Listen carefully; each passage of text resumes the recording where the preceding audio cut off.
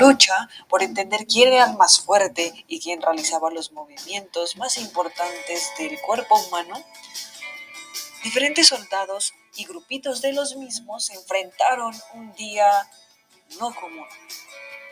Estos soldados se dividieron en varios grupos. Se dividió los soldados del brazo, los soldados del antebrazo, los soldados de la pierna y los soldados del muslo.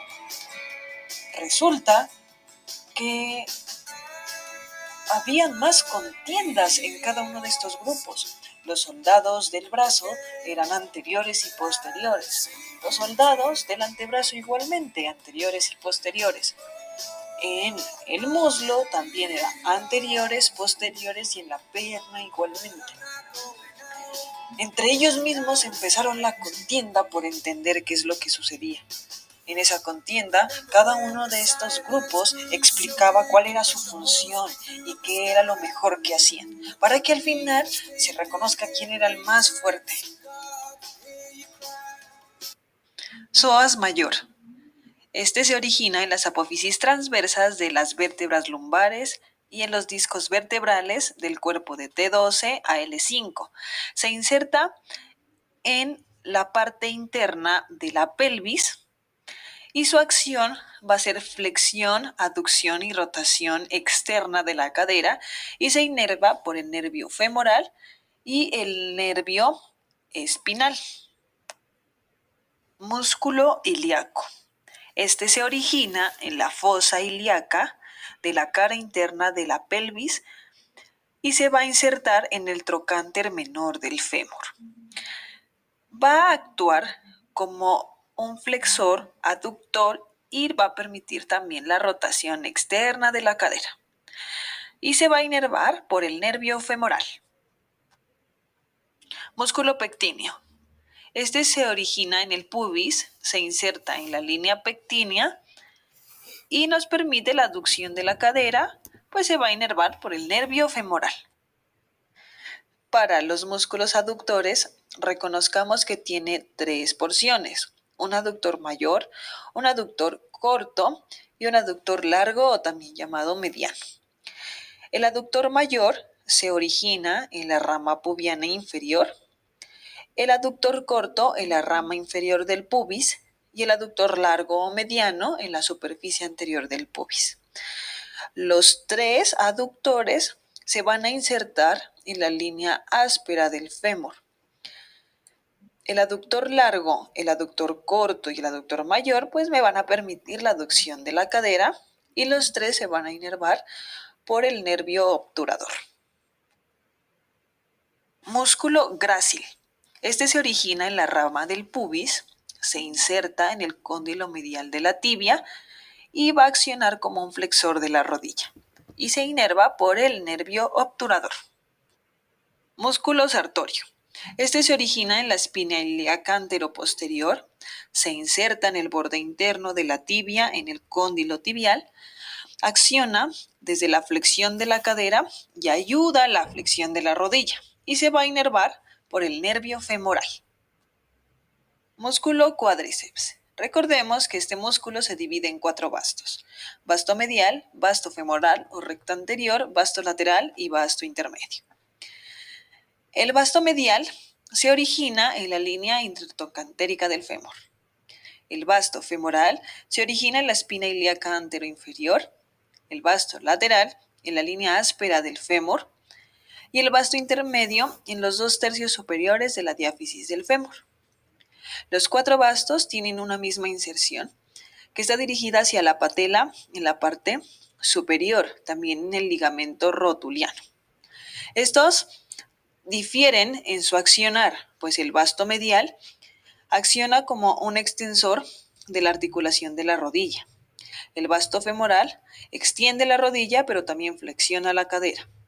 El vasto lateral, extensión de la rodilla y flexión de la cadera, y el vasto intermedio únicamente hace la extensión de la rodilla. Y los 4 vastos se inervan por el nervio femoral. Músculo tensor de la fascia lata. Este se origina en la cresta ilíaca, más específicamente la parte posterior de la espina ilíaca, o sea, anterosuperior. Este se va a insertar en el tracto iliotibial, en el cóndilo lateral de la tibia, y lo que va a permitir es que haya una abducción de la cadera, al igual que el glúteo medio, y también se une al sartorio para hacer una flexión de la cadera. Es decir, que actúa como sinergista. Este está inervado por el nervio glúteo superior. Músculo semitendinoso. Este se origina en la tuberosidad del isquion, se inserta en el cóndilo medial de la tibia y va a permitir la flexión de la rodilla gracias a la inervación del nervio ciático. Femoral. Este tiene dos cabezas, una larga y una corta. La cabeza larga se origina en el tubérculo isquiático y la cabeza corta en la línea áspera del fémur. Los dos se van a insertar en la cabeza del peroné y me van a permitir el primero, la extensión de la cadera con flexión de rodilla, y el segundo está más dado a la flexión de la rodilla, y los dos se inervan por el nervio ciático. Músculo tibial anterior. Este se origina en el cóndilo tibial externo en la membrana interósea. Se inserta en la base del primer metatarsiano y el primer cuneiforme y nos va a permitir la dorsiflexión del tobillo. Este se va a inervar por el nervio peroneo profundo. Músculo extensor largo de los dedos. Este se origina en el cóndilo tibial externo. Se inserta en la base de las falanges distales de los dedos 2, 3 y 4 y 5.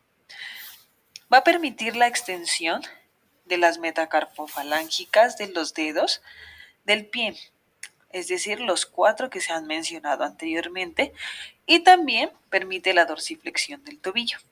Se inerva por el nervio peroneo profundo. Músculo deltoides. Este músculo se divide en 3 porciones, anterior, medial y posterior. Empezaremos con la parte anterior. Su origen es en el tercio lateral de la clavícula. Su inserción es en la tuberosidad deltoidea. Su inervación es en el nervio axilar. Presenta acción como flexión del hombro, abducción horizontal hasta los 25 grados y rotación interna. La parte medial, su origen es en el acromion en la cara superior. Su inserción es en la tuberosidad deltoidea. Está inervado por el nervio axilar y tiene acción de abducción de hombro que finaliza hasta los 180 grados. En la porción posterior, su origen es en el borde posterior de la espina de la escápula. Su inserción es igual que todas 3 porciones, tuberosidad deltoidea. Su inervación igual que todas 3 porciones, nervio axilar. Presentación de abducción horizontal, extensión de hombro, bíceps braquial. Este músculo se divide en cabeza larga y cabeza corta. Hablaremos de la cabeza larga. Su origen es en el tubérculo supraglenoideo, pasa por el surco intertubercular. Su inserción es en la tuberosidad bicipital del radio, está inervado por el nervio musculocutáneo y acciones flexión de codo con supinación de antebrazo. Pasamos a la cabeza corta, que su origen es en el apófisis coracoides de la escápula. Su inserción es en la tuberosidad bicipital del radio. Está inervado igualmente que la cabeza larga por el nervio musculocutáneo. Inserción es flexión del hombro. Músculo braquial. Su origen está en la diáfisis, a 2/3 de la diáfisis del húmero. Su inserción es en la apófisis coracoides del cúbito. Su inervación son 2 nervios. Por encima tenemos al músculo cutáneo y por detrás al nervio radial. Tiene la acción de flexión de codo con pronación de hombro. Músculo braquiorradial. Su origen es a 2/3 inferiores del borde supracondileo del húmero.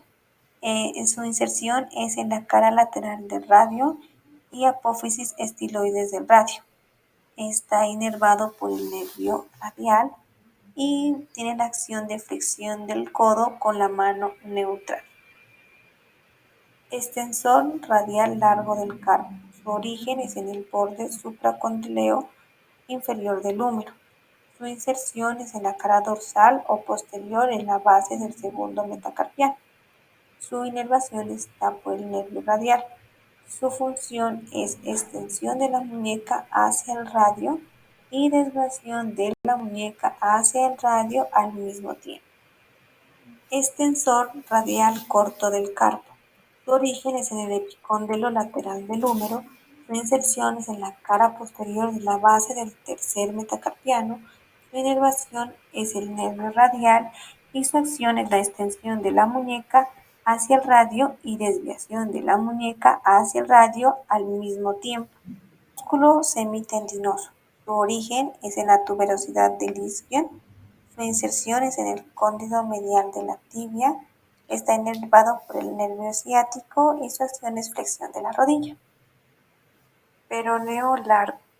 Su origen es en la cabeza del peroneo y parte de la diáfisis del peroneo.